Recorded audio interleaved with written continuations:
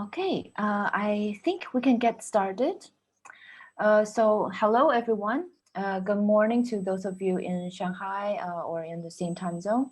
I think that's most of us, but still a good afternoon and good evening to the rest of you in other time zones. So welcome to the Center for Global Asia at NYU Shanghai. I'm Selena Hong, Assistant Professor of Literature and the Interim Director of the center this year.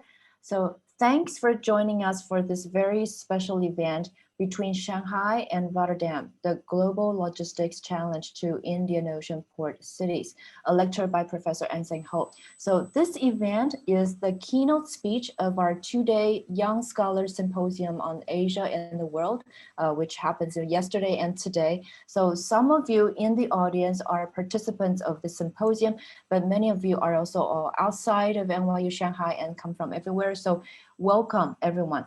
So just a quick housekeeping, and I'll turn the floor to Alice Lin, today's moderator, for a formal introduction of Professor Anseng Ho. So during the first hour of this event, we will hear the lecture by Professor Anseng Ho, and afterward, it will be the Q&A. So during the Q&A, there are two ways in which you can ask questions and interact with our speaker. So if you now look at the control panel on your Zoom, there is a raise hand function and a Q&A function. So you can click raise hand, and when Alice, our moderator, sees that, she will call on you to unmute and speak directly with Anseng. Alternatively, if you are willing to show your video, okay, we will also invite you, okay, to show your video. Okay, we will do that from the background for you. Alternatively, okay, there's another way in which you can ask the question, which is the Q&A function. So on your control panel, you see the Q&A function, and you can type your questions directly in the chat box, and we will pick or synthesize a few questions for Anseng to address. Now, let me introduce our moderator, Alice Lin, who will formally introduce the speaker. So Alice is currently the doctoral fellow at our center. She is a social cultural anthropologist working on commodity chains, artisans and labor, environmental colonialism and knowledge production, and China-Pakistan relations. Alice is now completing her dissertation titled Precious Economies, Gems and Value Making from the Afghan-Pakistan Borderlands at the Chinese University of Hong Kong. So starting this fall, she will also join the Harvard Academy in International and Area Studies as a postdoc scholar. So Alice, now turning over to you. Thank you so much, Selena. So it is a real pleasure for me to introduce Professor Anseng Ho, who is the Muhammad Al-Aqil Distinguished Visiting Professor of Arabia-Asia Studies at the Asia Research Institute, National University of Singapore. At Duke University in the United States, he is also Professor of Anthropology and Professor of History. And may I just add that I, along with many other graduate students and anthropologists working on various topics in Asia, inter-Asian connections, have all been extremely inspired by Professor Ho's scholarship. More specifically, Professor Ho's work speaks to a range of issues and themes, that are very relevant to all of us today at the Young Scholars Symposium, including transnational anthropology, diasporas, Indian Ocean. Professor Ho's research expertise is situated in Arabia, coastal South Asia, and maritime Southeast Asia, and he maintains active collaboration with scholars in these regions. He is also the co-editor of the Asian Connections book series at the Cambridge University Press, and has served on the editorial boards of journals such as American Anthropologist, Comparative Studies in Society and History, History and Anthropology, and he has also held a number of positions at various institutions like Harvard and the Middle East Institute at National University of Singapore, where I first had the pleasure of meeting him. Okay, and I will not take up more time, as we are all very excited to hear Professor Ho. So please join me in welcoming Professor Ho, who will be delivering his keynote. This screen is yours. Thank you very much, Alice. Let me try to share the screen.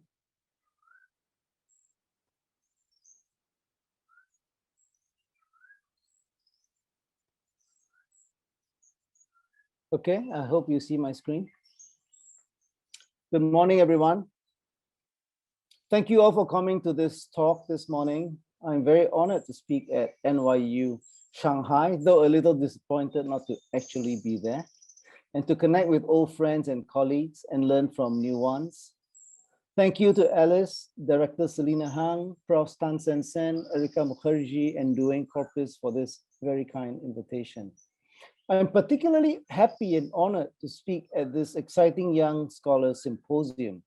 I too was once young and excited at entering the world of scholarship. Tan Sen too. I want to say to you that the world keeps changing, so there will always be lots to be excited about. But the world also stays almost the same in certain ways, and so things we study and learn about while young don't always become irrelevant and go to waste. We can build knowledge and have some satisfaction at accumulating an understanding of things. I'm speaking to you this morning from Penang in Malaysia, my hometown. We used to be a major international port before we got overtaken by Singapore. You see Singapore here on the slide. Before we got overtaken by Singapore in 1824. Since then, I have been studying where we went wrong. And I'd like to share with you today some of the lessons I've learned. There is a saying in English, if you can't beat them, join them. Many people from Penang have gone to Singapore, which is now the dominant port and global city in Southeast Asia. As a global city, Singapore's peers today are not in its neighborhood of Southeast Asia. Rather, they are in places like where you are sitting, in Shanghai, Hong Kong, Dubai, and so on. So this is Dubai that I've just mentioned, and I wanted to just give you a slide view of some of these places we're talking about. Dubai, as you can see in this slide, this is the iconic hotel in Dubai. You can see it's surrounded by water, and it looks like a dhow or boat, a sailing boat in full sail. And this is Singapore. You see again the water, a boat on the left, which is actually a casino and hotel. And you see a lotus right in the middle, floating up and down as the water level goes up and down, according to changing circumstances. So the question I'd like to start off with this morning is, how did these cities become successful and rise head and shoulders above their rivals in the region over the past few decades? Now, their iconic city status today as global cities is, I think, not simply a function of globalization, but can be understood in terms of dynamic currents that shape and reshape places in the Indian Ocean. Notice the water images we've seen. It is key to their self-understanding and branding also. Dubai and Singapore are two places that have been successful because they have understood these currents and acted in accordance with shifts in their dynamics. What are these dynamics, their constants over the long term, and their recent shifts? Can other cities learn from them and equal, if not overtake them, in the future? Is this something you are doing in Shanghai? Over on the other side, here's a picture or photograph, nighttime photograph of Jeddah in Saudi Arabia on the Red Sea coast of Saudi Arabia. Jeddah is a port which is now starting to understand its place in this maritime world. And oops, I had a photo of King Abdullah Economic City, but we'll get to that later. So in the Red Sea, you see Jeddah here. In the Red Sea, Jeddah, as you can see, is on the Red Sea here. In the Red Sea, Jeddah and its ancillaries, King Abdullah Economic City, Al Khumra Logistics City, and Jeddah Airport, all have a similar potential to Singapore, Dubai, Shanghai, and are gearing up to play. So this is a map view of the Indian Ocean with a number of the places we will be discussing today. By way of confession, I'll just say something personal. I have a passionate interest in cultivating relations between Arabia and Asia. I have been a visiting professor in Arabia Asia Studies at the National University of Singapore, as Alice mentioned, and I also directed the Middle East Institute there. I spent a few years in Yemen and followed the diaspora of people from Yemen to India, Southeast Asia, and know of the deep relations of trade, religion, kinship, and peace cultivated between Arabia and Asia over centuries. They are now present again, these Yemenis, after many centuries of absence on the South China coast in places like Guangzhou and Yiwu. My belief is that these relations will be strengthened and revitalized in the coming decades as countries around the Indian Ocean develop and that port cities continue to find new roles in a changing world. Now let's move on to discuss three factors which I think have been important in the present in the development of these port cities or their achieving premier status. These factors are location, production, and government. So let me start with location. Now, as you can see on this map, the main routes of international trade across the Indian Ocean have remained stable since the 15th century. Now, the Mongols sacked Baghdad over here in 1258. Before they did that, you had a long route going from Guangzhou and also Zaytun, or what we call Quanzhou or Chuanqiu in Hokkien. You had a long route going from the South China coast through the Straits of Malacca across the Indian Ocean, through Quilon or Kolan in the Malabar in India, and then on to the Persian Gulf up to Basra. So Chinese and Arab ships would sail the entire route between Basra and Guangzhou or Quanzhou, with a stop in between at Quilon on the Malabar coast of India. From Basra, then, goods will be transshipped, sent up to Baghdad along the rivers, ported over to the Levant and on to Europe. Now, when Baghdad was sacked by the Mongols, this sector between Baghdad and the Levant experienced insecurity. The imperial peace was disturbed. And what happens then is that the route through the Gulf then becomes unfavored to the advantage of an alternative route through the Red Sea over here.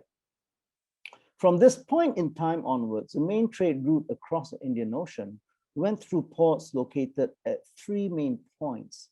The first one was around Aden at the Bab al-Mandab, at the entrance to the Red Sea, before going onwards to Cairo, Alexandria, and then on to Venice. The second main point is in the Gujarat Peninsula. And the third one is the Straits of Malacca and then onwards to China. So this structure of transportation of world trade has remained incredibly stable, more or less till today, for 500 years. It is so stable that you can even see it in something as new as the internet. So in 2008, when an undersea cable was cut between Egypt and Italy here, half the internet traffic in the Middle East and South Asia was disrupted. So you see this, the route of the internet cables pretty much replicates the main trading routes that I've just mentioned. So at each of these three main points, a number of port cities rival each other to be the main port of trade, and they took turns to dominate. So at the Bab al-Mandab over here, you had Aden, and then Mukha, Jeddah, Zaila, Masawi, and Djibouti across from Aden. In Gujarat, you had Cambay, Diu, Surat, and today Bombay is the leading port. And in the Straits of Malacca over here, you had Aceh, Palembang, Siak, Pasai, Malacca, Riau, and today Singapore is the leading port in this region. So each of these port cities is endowed with location as resource, but successful dominance over rivals nearby depended on how that resource was cultivated and built on. The channels of international shipping trade that flowed across the ocean were ever ready to come into port at each of these 3 points. Thus, location as resource. The key issue for any government running the port is, how can you channel those flows to come to you rather than to a neighboring port? So here are 4 ways in which location can be cultivated by government. They move roughly from coercion or force to consent or attraction. Overall, attraction rather than force is more sustainable and scalable upwards in the long run. So the most successful governments have focused on making their ports attractive to customers, basically. So the first way one can do this is through piracy. Armed groups can organize and raid ships at sea without bringing them into port for trade. The Portuguese used to do this in the 16th century, and this strategy has been pursued recently with stunning success by Somalis. The second way to do it is through state piracy. Ships could be coerced into coming into port to trade and be taxed, as the Portuguese subsequently did when they consolidated their power in the Indian Ocean in the 16th century. Now, beyond state piracy, you also have what I call a post-piracy state. In a post-piracy state, ships could be attracted rather than forced into port by low taxes, standardized weights and measures of currency, systems of arbitration, courts of law applying known legal codes such as the Shafi'i Mu'amalat Islamic codes, judgment and security provided by states in exchange for a reasonable tax. And this tax was about 6% roughly for a number of centuries in the Indian Ocean. Muslim jurists, many from Yemen, were often sought after by such port states to create such institutions. Free ports, where no tax was levied on goods imported or exported, were the most successful at attracting ships. And Singapore, Penang, Aden, Dubai grew very quickly as free ports in the 19th and 20th centuries. Free ports attract merchants who have things to sell. They can bring in lots of goods for free to set up a nice shop and warehouse, making the port as a whole a thriving emporium. And these 3 spots were essentially places where you would have emporia thriving with people coming from the surrounding regions. Now, the 4th way to do it is to have a trading state. What I mean is that apart from allowing free trade, states could make themselves free to trade, combining the roles of government and merchant. This is the most sophisticated way of cultivating location as resource, and is an alternative which I think Dubai and Singapore are pioneering in ever new ways today. This is true of many small Gulf states today as well. Now, apart from location, production can play an important role as well. Let's move on from issues of location to those of production. Now, while free ports attract sellers, a big reason people come to ports is for the regional products they export. So production enhances location. In the Red Sea over here, Yemeni coffee gave Mocha, which is just north of Aden, gave Mocha the edge over Aden and Jeddah in the 16th and 17th century as an entrepot. Until the Dutch came and stole some plants and ramped up production in Java over in Southeast Asia, creating the first Mocha Java blended coffee. Gujarat's over here in India, Gujarat's enormous cloth production, its market stretch from the Middle East to Southeast Asia, made its ports international trading stops until it lost out to cheap mass-produced English cloth in the 19th century. In the Straits of Malacca, over in Southeast Asia, Aceh's production of pepper gave it the edge over its rivals in the 17th and 18th century. Now, the importance of both production and location and their combination is seen in the fates of Aden and Singapore after independence. These were among the busiest ports in the world at the time of independence. Aden in 1967, Singapore in 1965. They were around number 3, number 4 busiest ports in the world. Aden had been great as an entrepot, doing both import and re-export. When the socialists took over after independence, they emphasized production over international trade, and Aden essentially sank into obscurity, where it remains today. Singapore, which lost its business exporting Malaysian tin and rubber when it was kicked out of Malaysia in 1965, replaced that lost export business with new multinational-owned factories, electronics factories in the 1970s and 80s, becoming the world's largest producer of things like hard drives, for example, for export. Aden went in the opposite direction, creating new import substituting production, such as for matches, shoes, cigarettes, and beer, and losing entrepot trade to new rivals on the horizon, such as Dubai in the Persian Gulf over here. Now, Dubai, as we can see, is not in the Persian Gulf. It's not in the Red Sea. It is in the Persian Gulf. So in terms of the half-millennium-old main trade route across the Indian Ocean connecting China to Europe, Dubai's location is a disadvantage compared to Aden, which enjoys what is called zero deviation in the shipping business. That is to say, ships sailing between Rotterdam and Singapore lose time and thus money when they detour through Dubai. Is Dubai Aden's successor then in our old story of Indian Ocean port cities? Now, if you think in terms of ships, which me and many of my colleagues love to do, you might say that Dubai only partially succeeded Aden. But Dubai added something spectacularly new as well.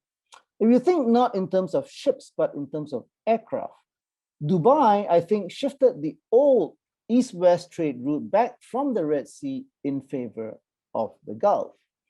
In this sense, it is a successor to Baghdad as well in terms of the old pre-Mongol trade route, and the new one of a halfway point between east and west for aircraft.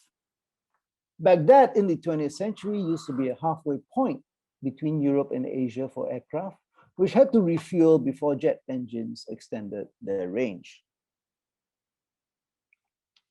Adding aircraft to our story gives the old relation between location and production a new twist in the past few decades. This new twist is what is called multimodal transport, or the logistics revolution, otherwise known as globalization. The logistics revolution is precisely about reconfiguring the relation between location and production. What this reconfiguration means for the erstwhile Indian Ocean port cities is the new part of this story, which is unfolding today. Now, the logistics revolution is connected to what patriotic Americans like the and thank God President Trump hate as outsourcing, but their business compatriots love as supply chain management. The logistics revolution understood as new techniques for controlling transportation, tracking, inventory, sorting, warehousing, and precise delivery in space and time have enabled the horizontalization in industries such as electronics and aircraft manufacture, the horizontalization of production. This is the opposite of the vertically integrated production pioneered by Henry Ford in Detroit. Whereas Ford thought he could do better by integrating more of supply under his own roof, increasing profit, reducing unpredictability. Newer American companies like Dell, Cisco, and Boeing grew big in the 1990s by actually divesting themselves of production steps to contract manufacturers, abdicating manufacture almost completely like Cisco, or reserving only design and final assembly and testing for themselves, like Boeing. So you see here, the Boeing 787 Dreamliner is made up of parts from across the world. You have the center fuselage from Italy, the engine casing from California, the wing from Nagoya in Japan, movable trailing edge from Australia, and so on. The logistics revolution allowed manufacturers to reduce moving inventory and shop from more suppliers and countries, pushing down prices and reducing costs. Manufactured parts in many cases became cheapened as commodities. To give you one example, National Semiconductor in 1992, doing this outsourcing, found itself dealing with 42 freight forwarders and 13 transport carriers, delivering intermediate production inputs from many countries and cities. Now, this became a huge headache, as you can imagine. So NS farmed that headache out to another company called FedEx, which consolidated it into a single global distribution center in Singapore. When FedEx did that, costs were cut in half and delivery times were cut from 18 days to 2 days. So Singapore then becomes what we call a hub, and a hub with many spokes, as you can see in the Singapore Airlines promotion. Singapore as FedEx distribution center in the 1990s as a hub is no longer about local production, for which it can and has been replaced by Vietnam, China, Thailand. Rather, it is about a production process which is international and involves international transport whose lines of travel meet in one place, Singapore. This is a new kind of location as resource for Singapore. Now, not in the context of Indian Ocean trade routes, but of globalized production, supply chain management, logistics revolution, done through a combination of sea, land, and air modes of transportation.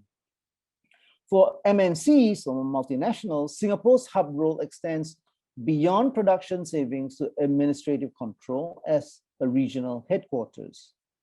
So for many of these international companies, they set up a regional headquarters in Singapore, and functions such as advertising, research and development, customer service, parts stock are centralized in Singapore rather than duplicated in each country.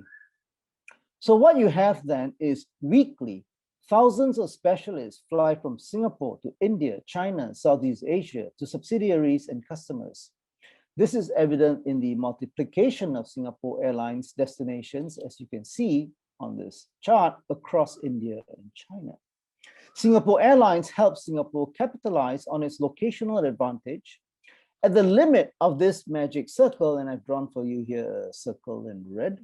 So at the limit of this magic circle, Singapore bumps up against Hong Kong, Shanghai on the eastern side, and Dubai on the western side, emerging as rivals for this hub HQ role. Now, for Dubai, unlike Singapore, Dubai did not enter the 1990s already inserted into the veins of global production and distribution. It had, however, other advantages which allowed it essentially to draw those networks to itself.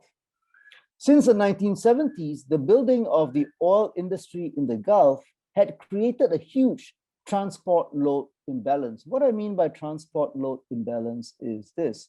Aircraft would fly into the Persian Gulf loaded with supplies for building the oil industry, but fly out empty. Empty planes mean cheap cargo costs. Dubai capitalized on low cargo costs westwards by developing a sea-air link.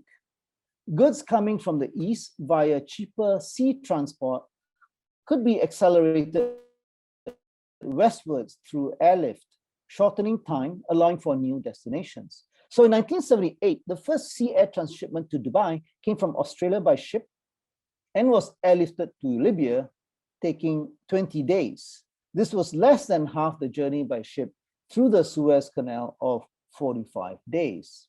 So this new sea air bridge via Dubai also provides a fast and cost-effective alternative to Asia-Europe shipment via the USA. In the 1990s, this east-west sea air link developed further to the ex-Soviet Central Asian countries as they opened up. Dubai becoming a retail and wholesale shopping mecca for Russians and Central Asians, in addition to Indo-Pakistan workers in the Gulf. In the 1990s also, the Iraqi occupation of Kuwait and the subsequent Gulf Wars exacerbated the directional load imbalance, with planes flying weapons and reconstruction supplies into the Gulf and flying out empty. This created further cost advantages for air freight out of the Gulf.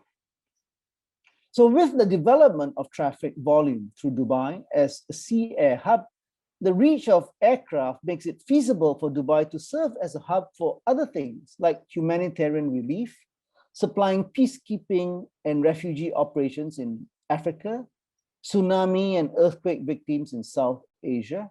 Even flowers and vegetables from Africa are brought in for re-export to Europe. A common bonded customs area is key to creating such a logistics hub, and Dubai Logistics City does that. Warehousing plays a critical role in such functions. Fernand Braudel has brought up the importance of warehousing as a key enabler of Amsterdam's success in previous centuries. Warehouses helped Amsterdam draw international trade networks to itself and magnify its profits by hoarding goods when supplies were high and selling them when supplies were low.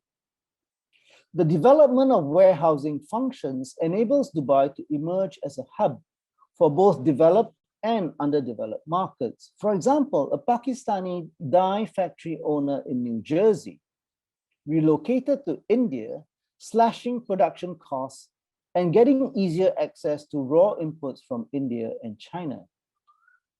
But in India, constant port strikes and religious holidays in India made delivery to US customers unreliable because you have so many religions in India. Every time you have a holiday, you have a religious holy day, you have holidays and work stops at the ports. You also have communist parties running ports, and when strikes happen, work stops also. So what this Pakistani dye factory owner did was he set up a warehouse in Dubai to stock his India output. So whenever ports were open and he had production, he would send his Indian stock to output. And from Dubai, he's now able to have low production costs from India, but reliable delivery into the US. In setting up this warehouse in Dubai, he was allocated a number of visas for employees. Now, he needed only one for the clerk stations there and was able to sell the others, offsetting his warehouse costs. For global consumer electronics giants, warehousing in Dubai enables prompt after-sales service, and with light assembly added, local customization such as country-specific power plugs, labels in different languages, and so on, of generic products for variations in the region. And by the region, I include the Middle East, Central Asia, Africa, and South Asia as well. So low tariffs into Dubai make holding stock there economical. In Singapore's experience, this has enabled Western companies to set up operations there, supplying customers in less developed countries in the region, such as Thailand and Vietnam. And you see this happening clearly in Dubai if you were to walk around Dubai, as I did a few years ago. So this set of pictures is from Dubai. Here you have the Emirates China Wholesale Plaza. You have people from China setting up shop in Dubai, and you can see this gives you the sense of Dubai being an emporium. And this shop, it doesn't look very big, but it is actually a wholesale shop whereby you can see or choose various products and you can order 100 boxes or 10 containers of them and so on. So it doesn't look very big, but it actually is big. And you see the presence of China in Dubai today as this sort of hub supply place. Here, walking around Dubai, you see here a Chinese lady on a bicycle with a carrier on the back. So you see this logistics thing, this transportation of goods on the macro scale, but also on the very micro scale in Dubai. Here you see various shops, Indian shops, Puja Company, Said Al Gabri, Arab Company, and these apparently little shops are, many of them actually wholesalers. These shops, these Emporia shops, are actually clearinghouses for goods and traders of all sizes. Here you have someone from Africa, an African trader with a box on his shoulder. So if you look at these slides, you get a very strong sense of the distributional facilities in Dubai and activity at different scales. Here we have a higher scale than a human porterage. You have someone with a hand cart with many boxes. And here we see a ship built in Manvi in India. Transshipping goods, if you look at the left, there are goods from a shipping container being loaded, offloaded in Dubai, and then unloaded to this ship, which will then, and this is a wooden ship, by the way, which will then go to places like Iran and Africa and so on in the region.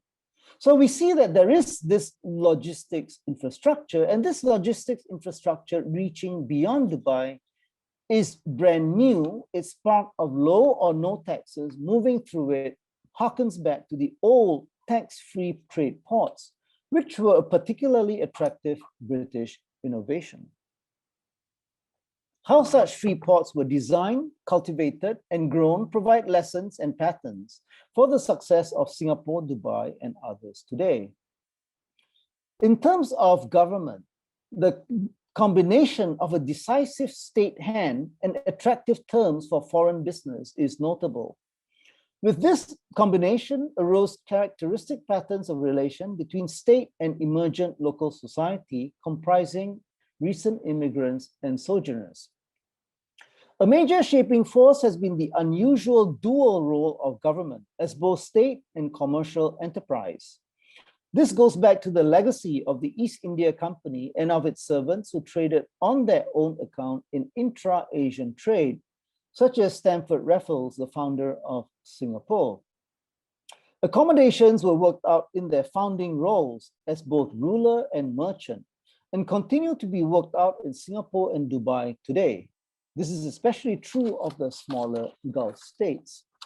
Now, non-European precedents also abound, such as the incorporation of Indian merchants as state officials by the Malacca Port Sultanate, Persian and Chinese merchants as officials and aristocrats by the Thai Bangkok Port Dynasty, Arab Muslim merchants as partners of the Hindu Raja of Calicut Port. Such dualities are not theorized in Western democratic political theories of representation and rights, which makes their stunning contemporary success intriguing to some and exasperating to others. Now, such polities have unusual fiscal arrangements in which taxes play a relatively minor role. In Singapore, a high national savings rate of over 40% through budget surpluses and mandatory pension contributions funds infrastructure such as mass transit and dampens inflation despite high inflow of foreign investment. In Dubai, citizens are given stakes, literally, in the form of land through which they can participate in growth as rentiers. In Singapore, government ownership of large tracts of land previously held by the British military enabled affordable housing to be developed for the masses. Such fiscal actions create a sense of participation and consent among the populace and give the governments great leeway in making fast, large, and dramatic policy shifts. Some would call them bets. Saudi Arabia today, with its oil redistribution economy, is in a similar situation, well placed for making big policy moves. It is now gearing up to compete in this Indian Ocean port space, as I will discuss at the end. Now, some bets succeed stunningly while others fail along the way. In the event, there seems to be more adjusting rather than finger pointing. High state revenue, of course, helps with adjusting.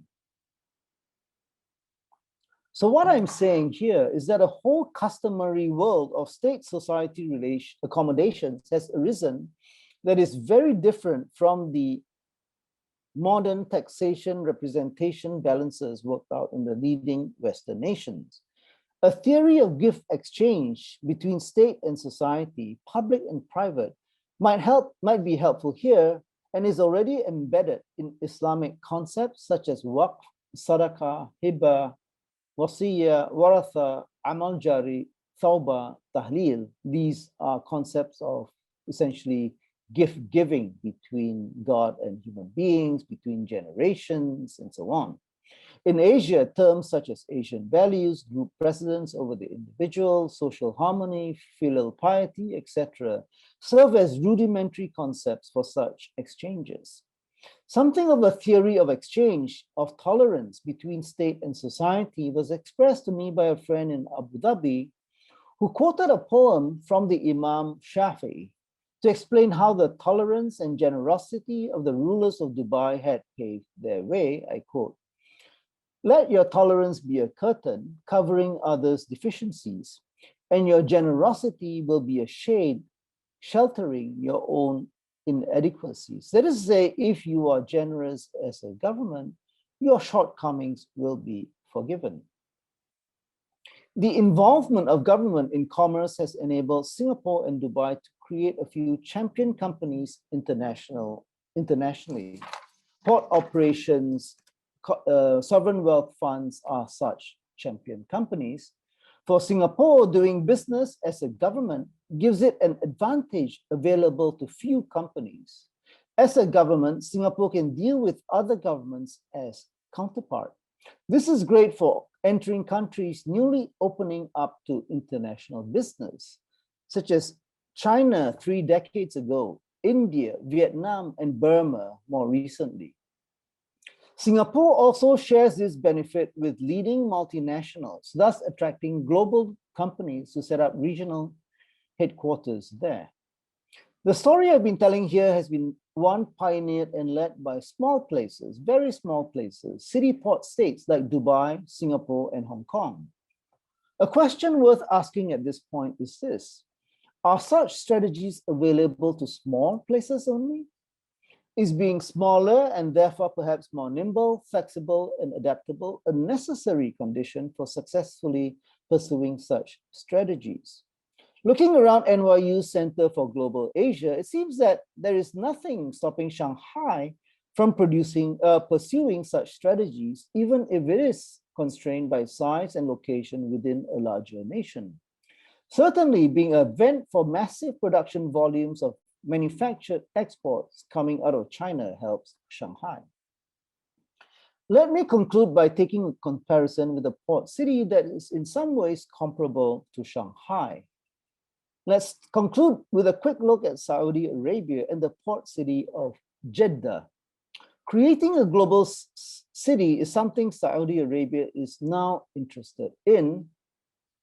Under the new Crown Prince Mohammed bin Salman, Saudi Arabia has beefed up its sovereign wealth fund, the public investment fund, along the lines of something like Temasek in Singapore. Again, following Singapore and Dubai, Saudi Arabia is making very strong moves to have international companies set up regional HQs in the country. And it is now setting up special economic zones like Shenzhen, Dubai, and Singapore. One of these zones is the King Abdullah Economic City, just north of the port city of Jeddah on the Red Sea coast. And here you have on this slide what is actually an artist's rendition of the King Abdullah Economic City in the future. You notice the similarity to Singapore and Dubai, water being prominent in the imagination here, and actually traffic flowing through the city along water channels in the city. I suppose it does remind you of Shanghai and Pudong also. So what lessons does this story I've told you this morning have for Jeddah and the King Abdullah Economic City? Let's take a look at the potential in terms of our three factors of location, production, and government. So in terms of location, Jeddah is on the main sea route between Singapore and Rotterdam. It has a big advantage, therefore, over Dubai, which is off that trade route. Now we think of the Suez, the main trade routes. We have here a slide which shows the Suez Canal as essentially a shortcut between Asia and Europe. This shortcut is a shortcut as compared to the longer route around the African, the Horn of Africa, the Cape of Good Hope around Africa, which is, you can see here in red, a much longer route of 10,800 nautical miles compared to 6,200. Now, in between 1967 and 1973, you have the Arab-Israeli wars, in which the Suez Canal closes down. And here you have in this slide what happens to world trade when the Suez Canal opens.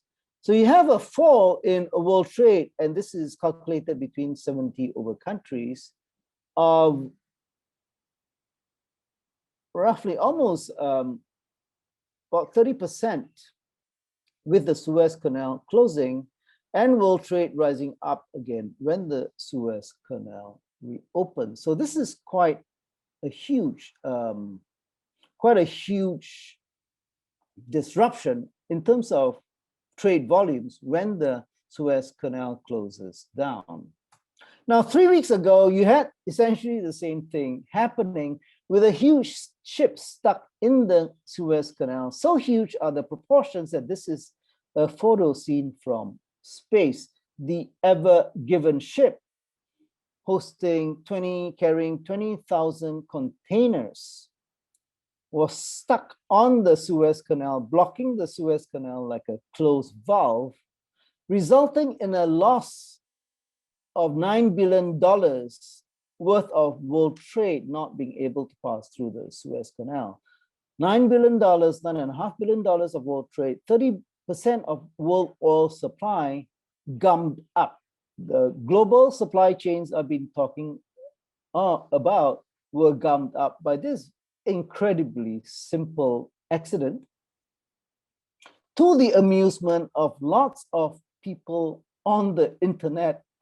And this generated thousands of memes on the internet. Something very funny, because something so big and so consequential messes up so easily because of the funnel constriction of the Suez Canal Red Sea channel. So Jeddah and the King Abdullah Economic City sit on precisely this route. And the relation between Jeddah and the King Abdullah Economic City potentially replicates the experience of cities like New York City, which lost out to Newark because Newark was a shipping container port, San Francisco losing out to Oakland, London to Rotterdam. The new container ports make older ports redundant. Losing business to the new containerized ports, they become downgraded as ports, but upgraded as leisure, lifestyle, or luxury pieces of real estate. This is happening in Singapore today, where the port in the heart of downtown is moving to the southwestern tip of the island, and the downtown port land will be converted into luxury real estate. Now, in the case of Saudi Arabia and the Red Sea, the large container ships can stop in King Abdullah Economic City between China, Singapore, and Rotterdam without a long detour, which they would going through Dubai. You see here, Jeddah is here, King Abdullah city is just north of it. So if they go through Jeddah and the Red Sea, they don't have to do this detour through Dubai. And this route was exactly the route on which the Ever Given ship was stuck when it got stuck in the Suez Canal barely 3 weeks ago. As I've said, $9 billion of daily world trade was gummed up. And it's precisely this rich traffic that Saudi Arabia suddenly seems to have realized is passing by its Jeddah doorstep daily.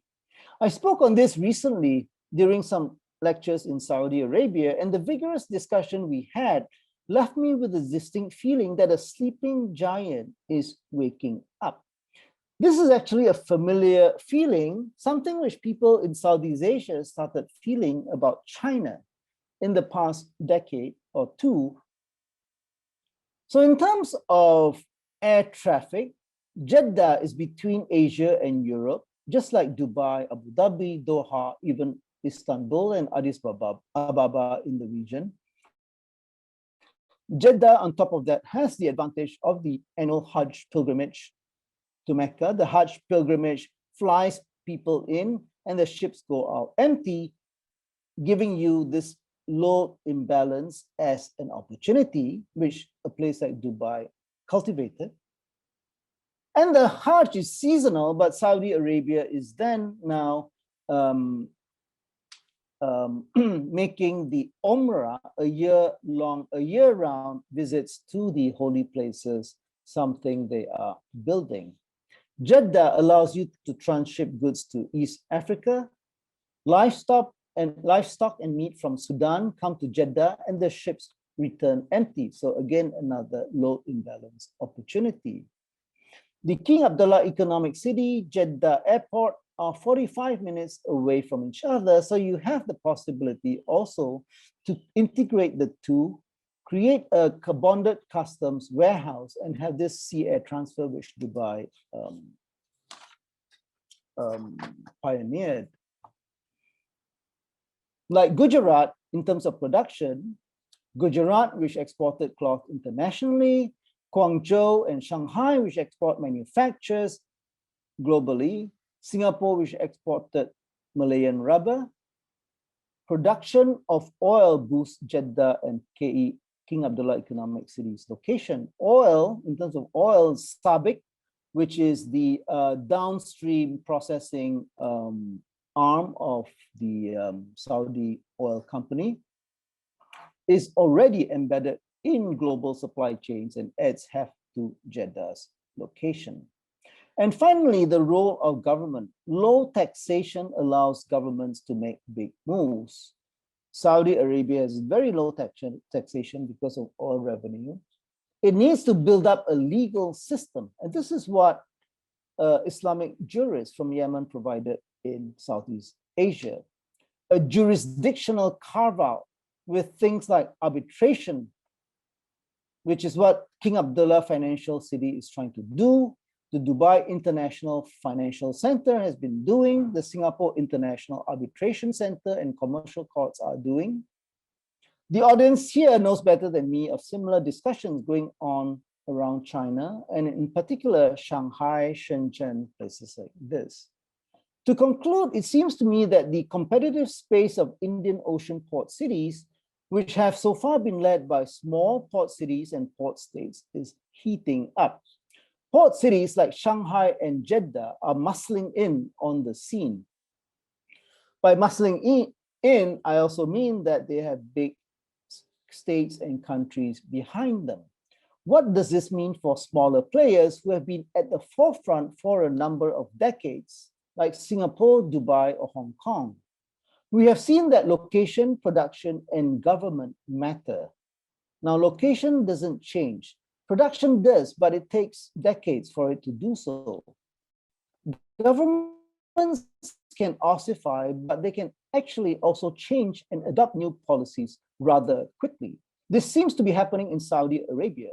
In India, not so much. So we can take our eyes off Mumbai for a while. In China, government is very large, but that does not stop it from moving rather quickly. We cannot see the future, but this is what keeps research fun and exciting. But I would venture to predict that the smaller players will be kept busy and kept on their toes for a while yet, except for a sleepy old port town like Penang, where I'm speaking from, which already lost to Singapore in 1824, almost 200 years ago. We get to take things a bit easier here. Thank you.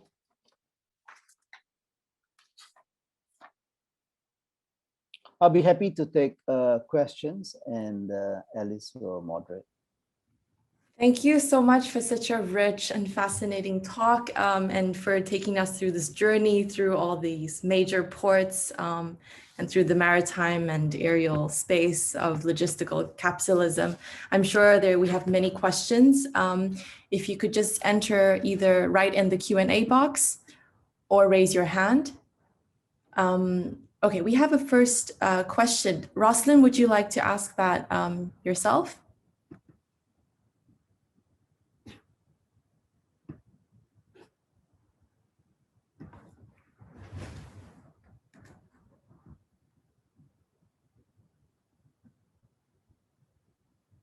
Hi, Roslyn, you're muted.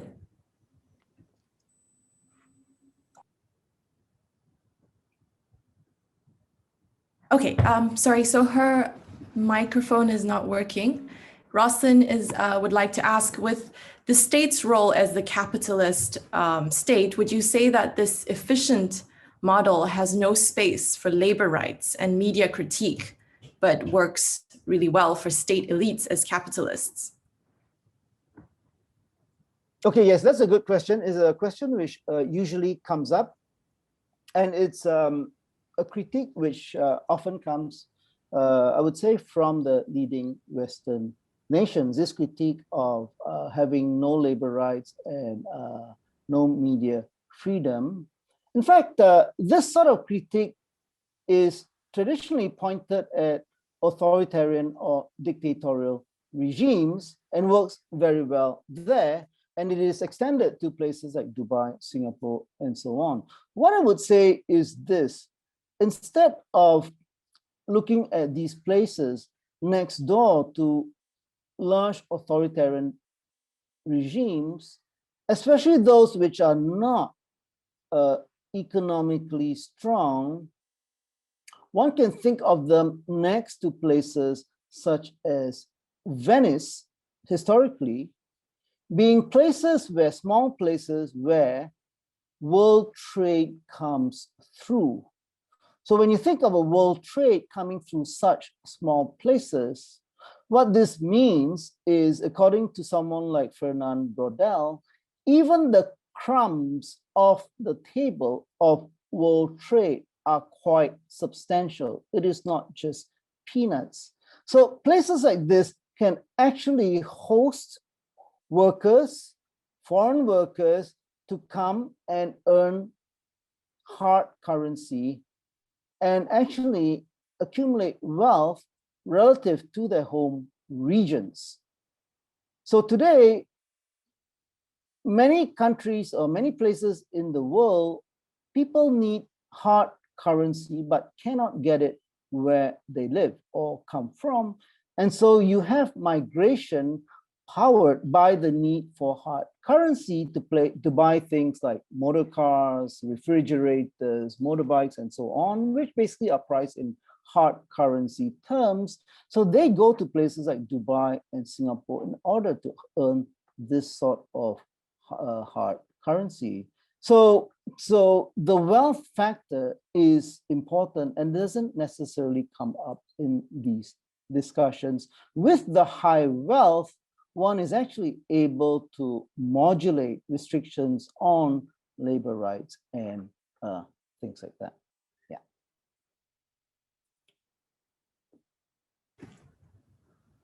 Thank you. Are there any other questions? I actually have some questions, if I may jump in. Of course.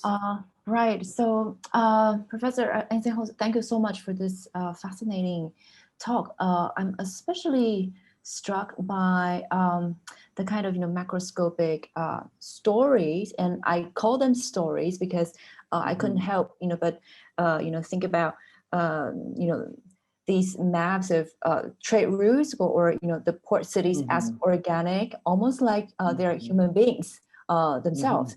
And that's the literary part of me, okay, that sort of my way of interpreting this talk. So the question is, I'm wondering what might be the conceptual and methodological implication of this massive shift brought by the global logistics revolution, especially for the studies of migration patterns. I guess I'm interested in thinking about how we could map this macroscopic level of story onto the microscopic level of storytelling about human faces.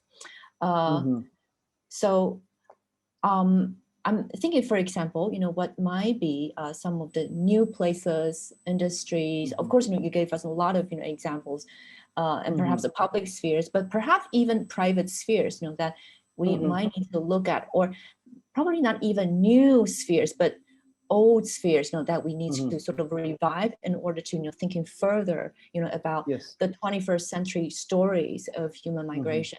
So.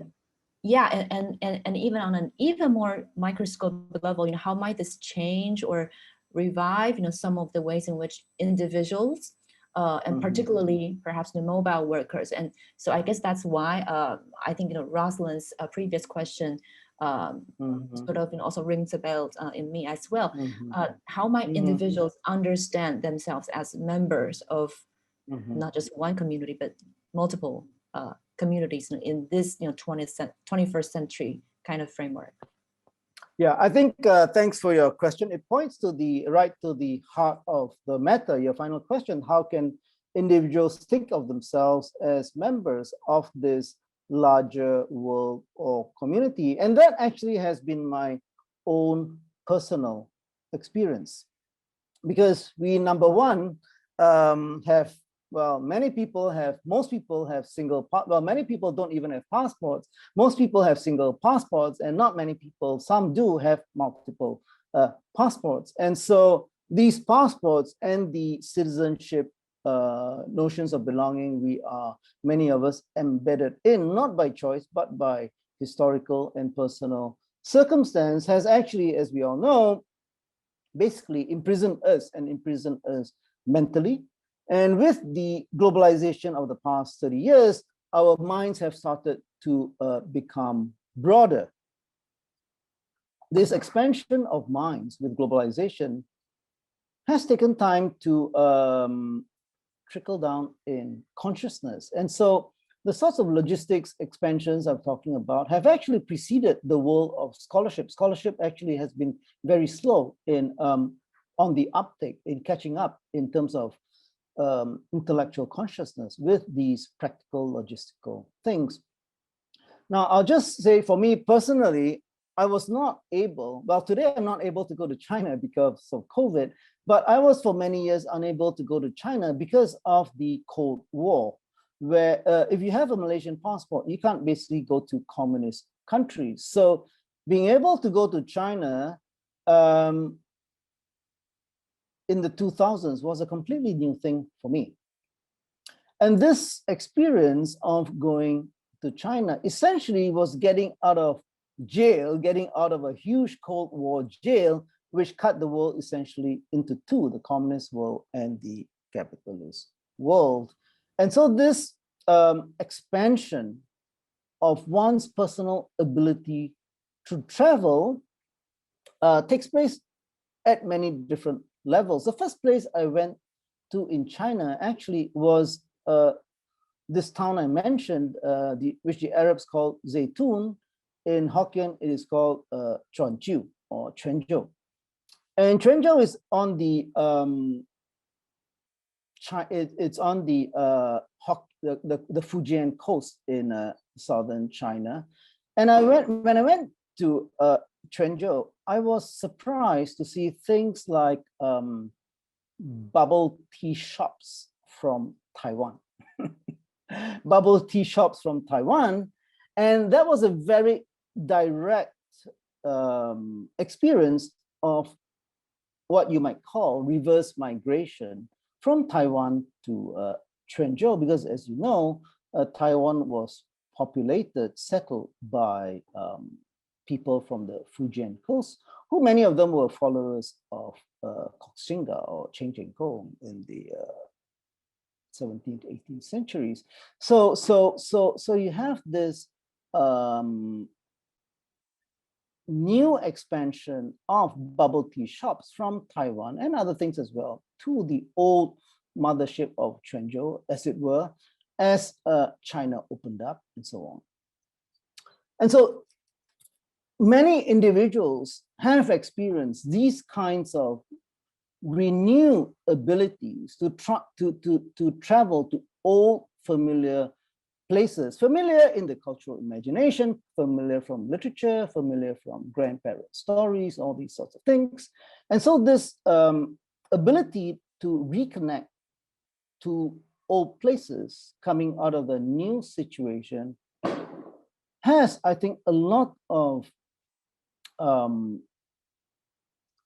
consequence for human consciousness. In literature, of course, you have this notion of the sinosphere literature. You have major writers now from Malaysia operating out of Taiwan and so on.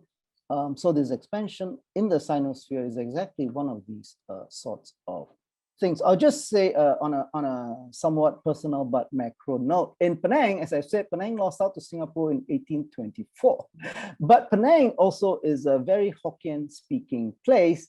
And with the RCEP deal, where Taiwan is now cut out of multi-regional trading network, which China has joined, we are hoping that Taiwanese companies may relocate to a place like Penang and export from there on this very small Hokkien language basis, but also then have consequence on a global stage.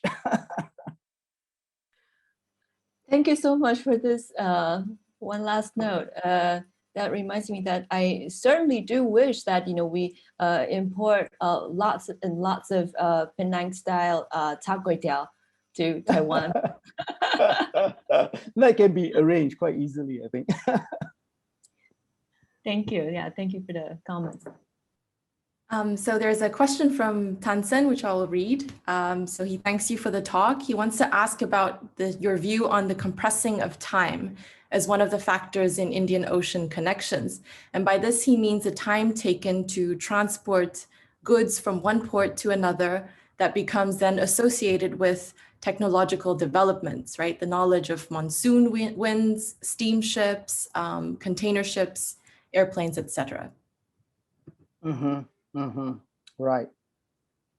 I think this idea of compressing time, which I suppose comes from David Harvey, the compression of time has been, the idea of the compression of time has been articulated by Harvey as something which has, as we've discussed today, which has consequences in consciousness. So Harvey's notion of compression of time then is a productive concept for all kinds of analyses of products of human consciousness.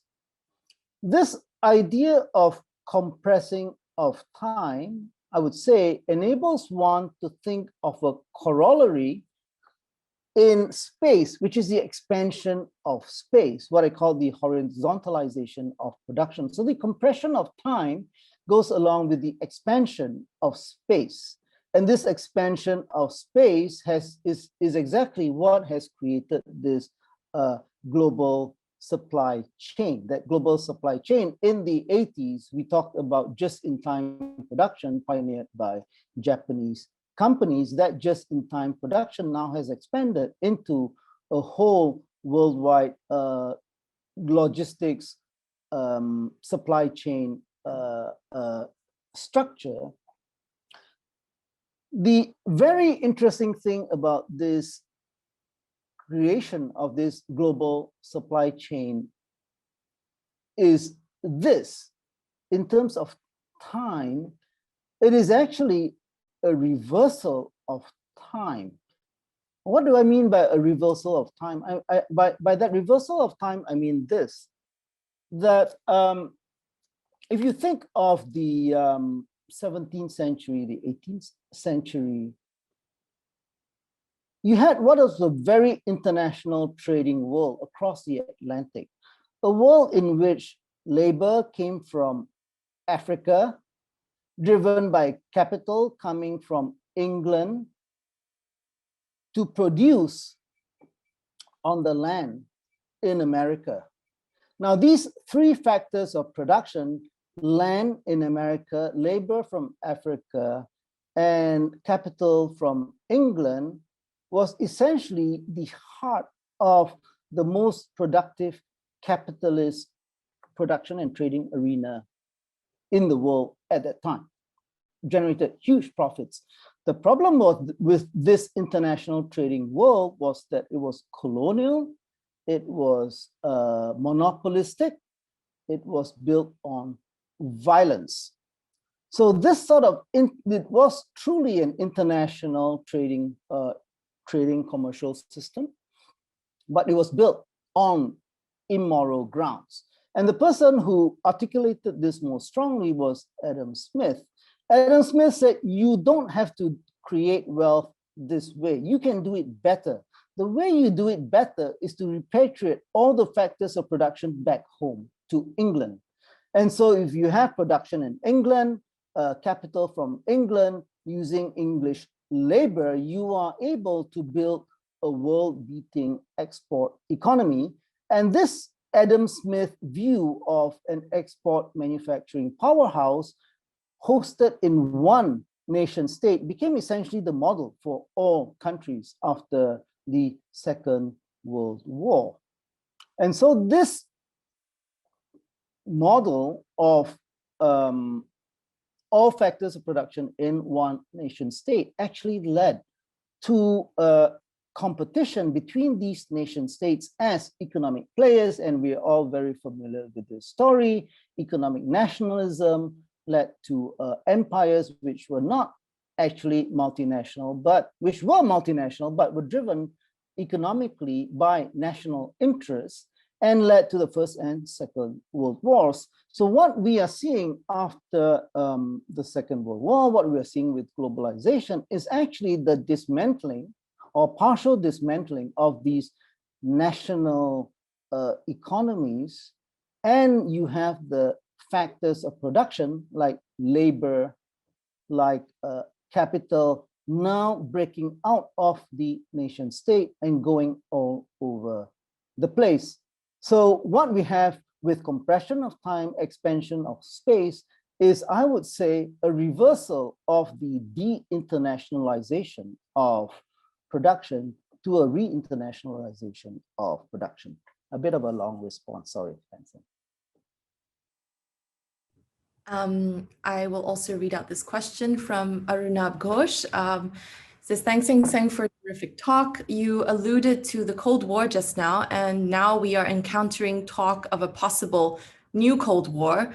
How might this affect the patterns of trade you just outlined? And on a larger level, to what extent will the rising tide of ethno-nationalism globally affect trade patterns? And will smaller port cities then see this as an opportunity to take advantage of, or will they struggle? That's a very interesting and fun question, one which my mind is very focused on sitting in Penang. As I just mentioned, this new deal of RCEP, which includes China, which was put up as something different from the PPP, which had excluded China, had been led by places like New Zealand, Singapore, Peru, and the US. PPP, the US fell away from the PPP, and so RCEP has become the bigger story. And a bigger story in which, unfortunately, a place like Taiwan is being cut out from, even though Taiwan is home to the largest semiconductor manufacturing chip foundries in the world. Taiwan is the home of the CEOs of leading chip companies like Advanced Micro Devices and NVIDIA, which if you read the technological news is all the rage under pandemic conditions. So these very small places like Taiwan are cut out. And as I've said, other small places like Penang are hoping to capitalize on this sort of ethno-nationalism. But one very interesting thing we see coming out of the US today, this United States, which has repudiated under Trump its leading role as a cheerleader and champion of free trade, what you see is something very interesting over the past few weeks, which is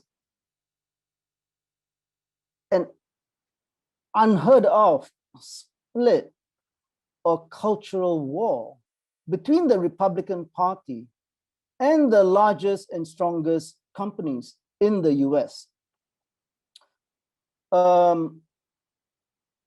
This unheard of dust-up, not dust-up, but actual head-on collision between the leaders of the GOP and the leaders of the most dynamic companies in the US, companies like Delta, Coca-Cola, Apple Computers, and so on, basically boils down to this. The GOP has hitched its wagons to a Trumpian platform of division, with the calculation that you have enough, let's say, white-collar types in the US who are quite happy with the nationalist message, that you have enough of those people that if you whip them up with the sort of racial divisive rhetoric Trump pioneered, the GOP can actually do well politically in electoral terms. On this strategy of division.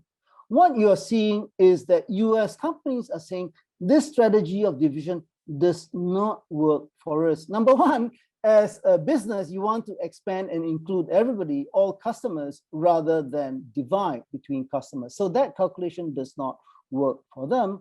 And beyond that, the CEOs are saying it is not only because of market opportunities, the very people who work for us, the talent that works for us that comes from overseas, the workforce that works for us at the blue collar level, many Hispanic, many Blacks. This is a very diverse workforce, and the diversity in terms of bulk and the diversity in terms of the leading edge talent, which helps us be dynamic, is diverse. And so it is not simply a question of market share, but also a question of the very constitution of our companies, which they now, some of the CEOs say, reflect our values.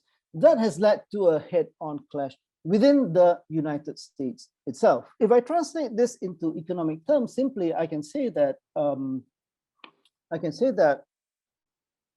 the huge rise in the US stock market, the hugely strange suppression of inflation in the United States for decades is basically because of the offshoring.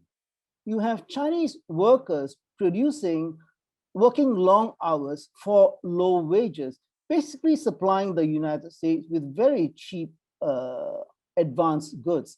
So a laser printer, you can buy one today in the United States for under $100, where before they cost $4,000. So with these very low costs, US companies can pay US workers continually low wages, but these low wages are okay for the workers because they can buy very good goods for cheap prices. So this, I would say, partnership or mutual dependency between China and the US is what has actually powered the success of the stock market, of US business, of profits, and of low inflation in the US for the past few decades. So I don't think that economic nationalism can actually go all the way to the hilt. You see already in the US the backlash to that nationalism, and I think it will continue.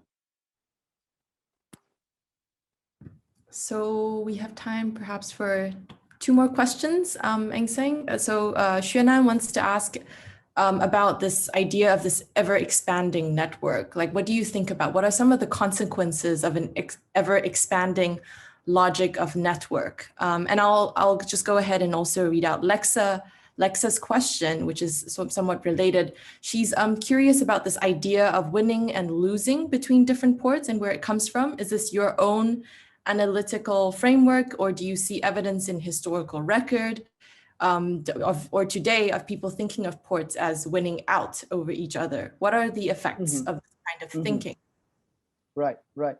Just quickly, the idea of ever-expanding networks, I don't think that is what is going on. What I'm talking about is very specific, at least the discussion on globalization is a specific, it's a specific 30-year time frame of breaking down barriers which were enacted across the world in the 20th century. By these barriers, I mean the notion that the state commands the commanding heights of the economy, which came up because of major disasters like the 2 world wars, the 1929 depression, which gave people the sense and consensus that free trade capitalism was not stable on its own terms. It had to be regulated and controlled by the state. And so this elevation of the state to a level beyond free trade and capitalism meant that states became grabbed the commanding heights of the economy. And so you had things like the enactment of trade barriers across the world. You had the enactment of the Cold War barrier. And so the enactment of these barriers was essentially a 20th century move, and what we call globalization, which starts with Reagan and Thatcher to bring down all these barriers, first with privatization within their own countries, with the expansion of finance across the world, and with the fall of the Berlin Wall, you had the fall of all these walls, and the past 30 years of globalization is precisely the fall of these walls. There is no reason why walls cannot go up again. And under Trump, you've seen many of these walls go up again. So I don't think there is any necessary one-way direction for how things will go. The other question was, sorry, can you repeat that? Yeah, sure. Or would you like to ask yourself, Lexa?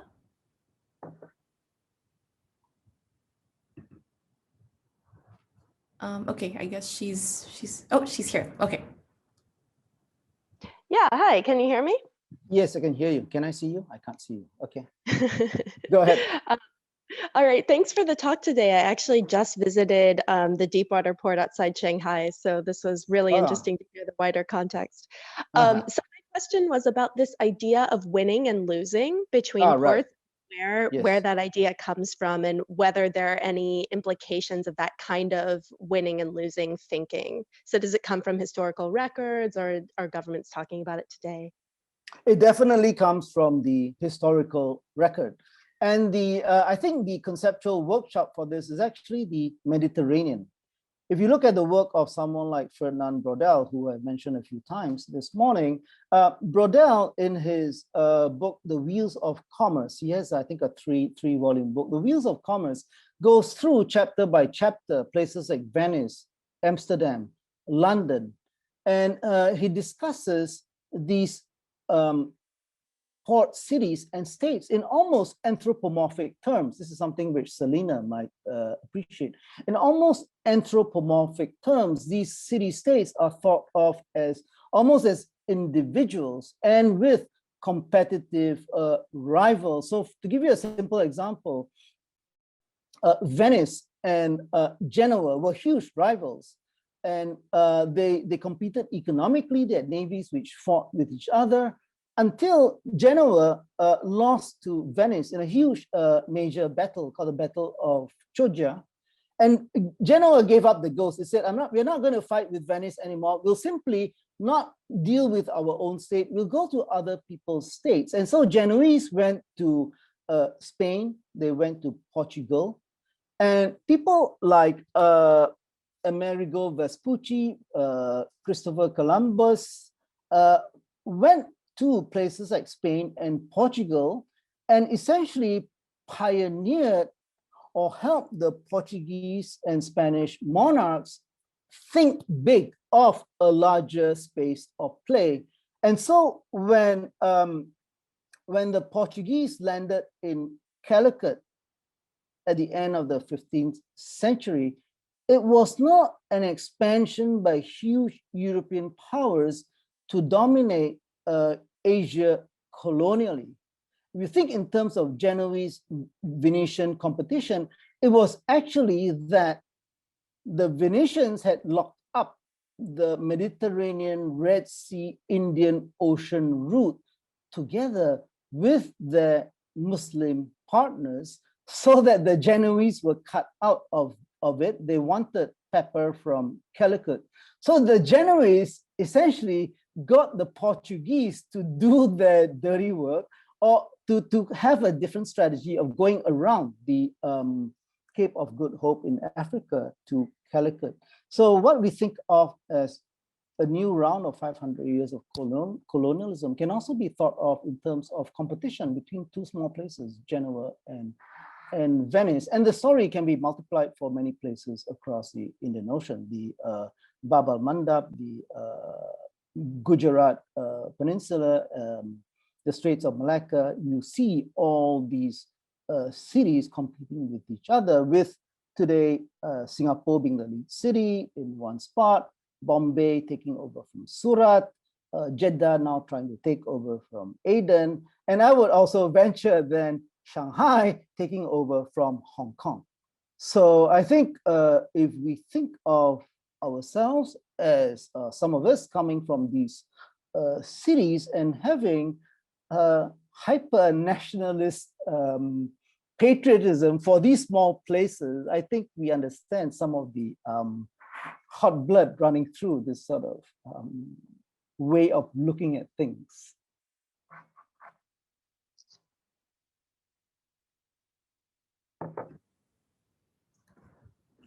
Thank you so much, Eng Seng. I think we've run out of time. I'll pass it on to Selena. Okay, thank you so much, Alice, for moderating. And thanks once again, to Eng Seng for this extremely enlightening, scintillating talk, and especially the rich conversation that we had during the Q&A. It seems like we have just begun the conversation.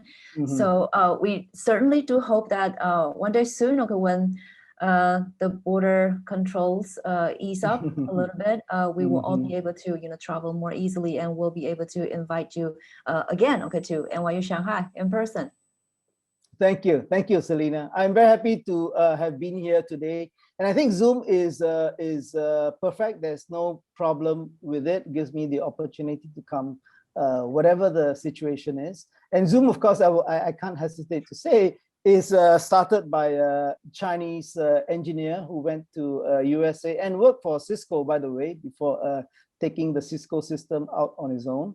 And so this mix is actually the stuff we live and breathe these days. So happy to be here, and we'll be happy to see you guys again in Shanghai or anywhere else. Yes, the mention of Zoom seems like another good map to make, right? To add to this conversation.